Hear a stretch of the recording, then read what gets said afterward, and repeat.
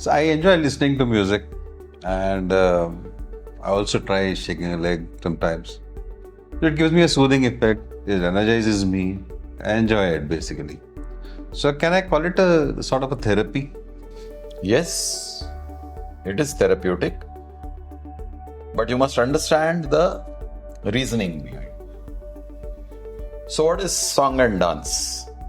Song and dance are rhythms. Rhythms, yeah. Yeah. The whole universe is a rhythm. When you align a rhythm with another rhythm, you have symphony. Yeah. When you cross one rhythm with another rhythm, you have noise. Yeah. So on the one extreme you have symphony, on the other extreme you have noise.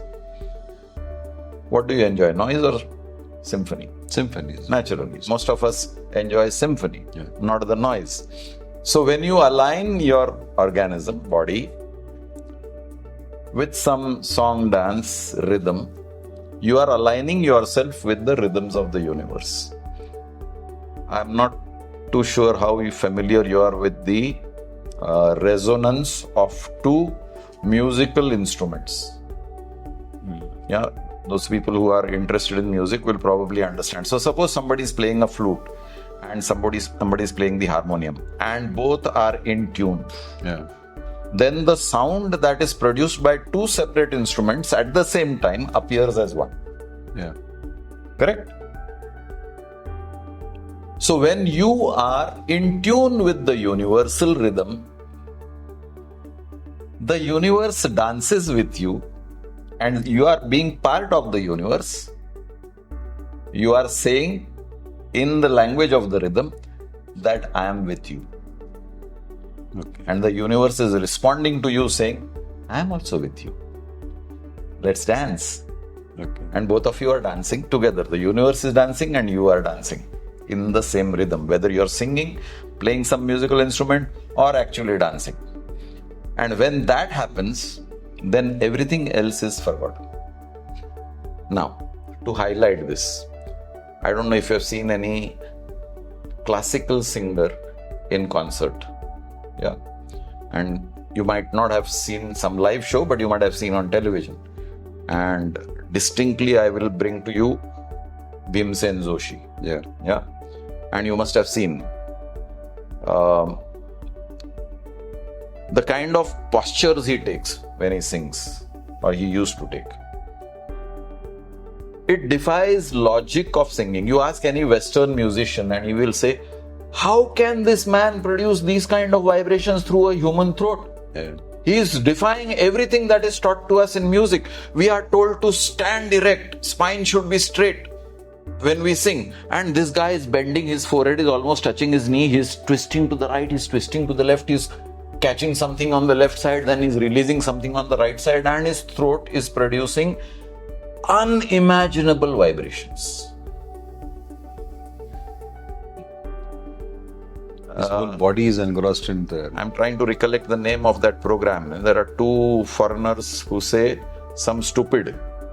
That program is titled something, My Stupid Reaction or something like that. They don't understand Indian music at all. But they have been encouraged by Indian audiences to listen to some maestros like Kaushiki and Bhimsen Joshi and Rahul Deshpande and so on and so forth. And you should see the reactions. They don't understand Indian classical music, but they understand music. And they get enthralled by the vibrations created by Indian musicians. Some of the musical instruments they have never seen, like the Vichitra Veena. They have never seen. What is this instrument? How does it produce such melodious music? Wow, look at the fingers that are moving. So you should listen to their reactions. They only understand music, they don't understand the Indian compositions. What happened to their bodies? Why did that reaction of appreciation come from them? Because the vibrations matched. Their understanding of the vibrations of music matched. Yeah. So it is natural for you to get influenced by something musical or something rhythmic in dance and cause a soothing effect. So we also have these hymns and bhajans being sung in temples, even dance forms. There are various dance forms which are also done in the premise of the temples and all. So can we call this as a form of worship also? It is. What is worship? Worship is acknowledging the presence of a superior power with the capability of omnipresence, omniscience, and omnipotence. Omnipresence, present everywhere at the same time. Omniscience, having all the knowledge. And omnipotence, having all the power to execute that knowledge. So what are you doing? You're acknowledging this all-encompassing energy, defined by these three words: omnipresence, omniscience, omnipotence. Common man's language, this energy is God. Right. Common man will not talk in scientific language of energy or vibrations. Common man will say, this is God. God is all powerful, omnipotent. God is everywhere, omnipresent. God knows everything, omniscient. So basically, when the common man talks in one word, God, he means these three words, and these three words describe the universal energy. So when you are in the temple, singing and dancing in rhythm which almost approximates the rhythm of the universe, you are acknowledging that yes, I am in tune with you. You are acknowledging God, saying that yes, I am in tune with you, and therefore you are in bliss, you are in joy, you are in a different world. All the woes, all the sorrows, all the negativities you have left behind. कि मंदिर से बाहर जाऊंगा तब sir पे वापस वो बोझा ले लूंगा, अभी मैं धुन की में हूं. And just slightly deviating, in India we have those various instruments, and now everything is getting digitized. So like a veena or a tabla, everything is Synthesizer. Everything has come into a box now. Yes. And how good or how as long as it produces a rhythm or a vibration which approximates the vibration of the universe, it doesn't matter how it comes. A drum in Africa and a tabla in India produce the same. Because of this digitization, the instrument itself is lost. Fair enough. The skill may be lost. Yeah. The human skill of finger movements and all that may be lost. But the effect that is produced is still the same.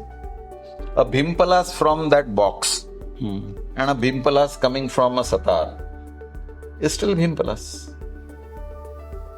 Or a bhairavi, or a malkaus, or whatever rag you need to project. Okay. But I will still say, like having a flame and a digitized flame, there's still a difference. Yes, you have the regular cigarette and you have the e-cigarette. But both are banned in the plane. Yeah. Now, practicing the dance forms or the singing, and over a period of time you reach divinity. Yes. And so, yes. Is that also a pathway to spirituality? Yes. Now, good question. You look at the spiritually evolved swamis, yogis, saints, right? They are different from the common man. 99% of the world population is common man. Educated in different fields, skilled in different areas, but they are not spiritual. They are skilled in the human enterprise. But you see a spiritually evolved soul, and there are very few. Just naming a few: Mahavir, Buddha, Jesus Christ, so on and so forth. Few saints. What skills have they acquired? They have acquired the skills of coming in contact with the energy directly and manipulating that energy. Manipulating not in the negative terminology. Manipulating means able to handle that energy the way they desire. For example, Jesus Christ touched a leper, transferred the energy from his fingertips into the leprosy-ridden body. He was cured. And the leper was cured. Can you and I do it? No. 99% of the world population cannot do this. So these are highly evolved souls who have understood the science of vibration, the science of God, as common man will call it. And therefore, you call them God men, you call them avatars. And then in the Indian context, you say Vishnu's avatar, Shankara's avatar, and all this. But basically, they are people capable of handling energy effectively. not for destruction, but for construction and benefit of the universe. So, when you reach a particular science at the pinnacle of excellence, like a Visharad, like the Pandit Bhimsen, a Pandit. Pandit, not the way title is being dished out today. Today everybody calls himself a Pandit. Pandit by qualification in terms of his ability to express himself in his vocals or in his instrumental music. Pandit Ravi Shankar, Pandit Bhimsen Joshi, Pandit Hari Prasad Chaurasia, Bismillah Khan. Yeah. So these people are exponents at the highest level of that particular production of sound in the rhythm of the universe. And when you see them performing, for 6 hours the man is performing live concert and you don't see fatigue on his face. Right. Where are they? They are not in their human existence, they are in their spiritual, vibratory, universal existence. So yes, it is divine. So we can term this music and dance form as a... Yes, if it is taken to that level of skill. Because everything requires skill. The same kind of knowledge, the same kind of dedication will be required for 100 this way or that way. 100%. You need to be dedicated to become a yogi. Yeah. The Sangeet Visharad is a yogi. There was a story about Yehudi Menuhin, violinist. So one young kid, 9-10-year-old, was witnessing him performing in a concert. And for 3-4 hours he played different pieces of music. And at the end of the whole program, the entire audience stood up and applauded for a long time. This kid seized the opportunity and slipped backstage. Star-eyed, he kept gazing at Yehudi Menuhin, and then suddenly he became conscious that somebody is looking at me. So he looked down at the boy and says, "Yes, young man, what is it?"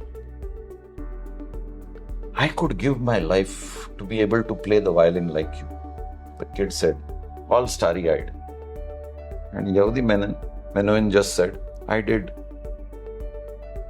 In that 2 words, "I did," he was saying, I gave up my life to reach this level of excellence. You need to dedicate your life in the search of that divinity. Means can be anything, through music, through dance, through your profession, through your work, through your farming, through your pottery.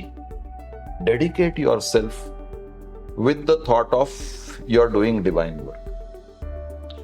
And then divinity is yours. So yes, song and dance can also lead you to divinity.